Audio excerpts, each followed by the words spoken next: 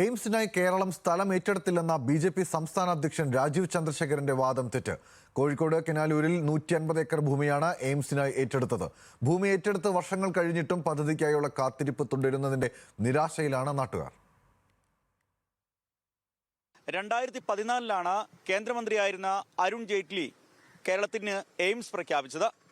പക്ഷേ 11 വർഷം കഴിഞ്ഞിട്ടും ഇത് പ്രാബല്യത്തിൽ വന്നില്ല. സംസ്ഥാന സർക്കാർ 150 ഏക്കർ കിനാലൂരിൽ എയിംസിന് വേണ്ടി ഏറ്റെടുത്ത് നൽകുകയും ചെയ്തു. ബി.ജെ.പിയുടെ കോഴിക്കോട് ഘടകവും രാജ്യസഭാ എം.പി പി.ടി. ഉഷയും ഉൾപ്പെടെയുള്ളവർ ഇതിനുവേണ്ടി ഒരുപാട് സാങ്കേതിക പ്രവർത്തനങ്ങൾ നടത്തി. എന്നിട്ടും എയിംസ് നമുക്ക് ലഭിച്ചില്ല.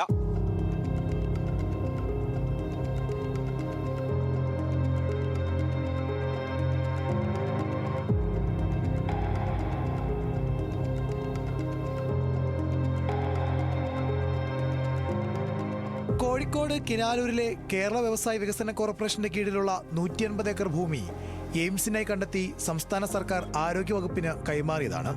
ഭൂമി ഏറ്റെടുത്ത 11 വർഷം കഴിഞ്ഞു. പ്രദേശത്തെ പദ്ധതിയുടെ സാമൂഹ്യാഘാത പഠനവും പാരിസ്ഥിതികാഘാത പഠനവുമെല്ലാം പൂർത്തിയാക്കിയാണ് റിപ്പോർട്ട് സമർപ്പിച്ചത്. ഗതാഗത സൗകര്യത്തിന് കണ്ണൂർ, കോഴിക്കോട് വിമാനത്താവളങ്ങൾ അടുത്താണ്. റെയിൽ, റോഡ് മാർഗങ്ങൾ സമീപ പ്രദേശങ്ങളിലുണ്ട് എന്നുള്ളതും കിനാലൂരിലെ സ്ഥലത്തിന്റെ പ്രസക്തി കൂട്ടി. അനുയോജ്യമായ പല കാരണങ്ങളും കിനാലൂരിലെ ഈ ഭൂമിക്കുണ്ടായിരുന്നു.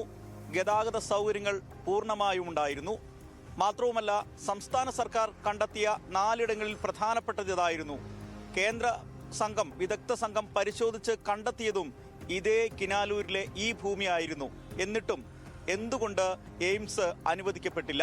കോഴിക്കോട് കിനാലൂരിൽ ആവശ്യമായ സ്ഥലമുണ്ടെന്ന് കേന്ദ്രത്തെ രേഖാമൂലം ആരോഗ്യമന്ത്രി വീണ ജോർജ് അറിയിച്ചിരുന്നു.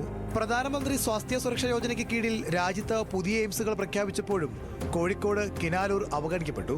കേരളത്തെ പ്രതിനിധീകരിക്കുന്ന കേന്ദ്രമന്ത്രിക്കും എയിംസ് അനുവദിക്കാത്തതിൽ വിശദീകരണമില്ല. പല ആരോഗ്യ മാതൃകകൾ കൊണ്ടും ശ്രദ്ധേയമായ കേരളത്തിന് എയിംസിന്റെ ഗുണവും ലഭിച്ചേ മതിയാകൂ. കോഴിക്കോട് നിന്നും രതീഷ് വാസുദേവൻ, ന്യൂസ് മലയാളം.